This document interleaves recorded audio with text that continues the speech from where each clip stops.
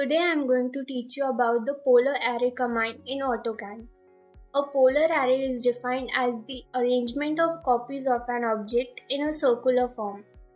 Now let's learn this with an example. Suppose I want to create multiple copies of this object around this circle. So I'll give the command ARRAYPOLAR and hit enter.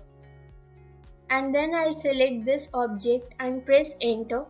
Now I want to rotate this object around this circle, so I'll define the center point of circle as my axis of rotation. As you can see, I have created multiple copies of this object around this circle. But now I want to define the number of items. So I'll click on items and suppose I want 9 items. So I'll enter 9 and now you can see there are 9 objects. Also, I can reduce or increase the distance between these items. Suppose I'll change the distance to 30. So now the distance between these items is reduced. So I hope you find this video helpful, and if you are new here, please don't forget to subscribe. Thanks for watching.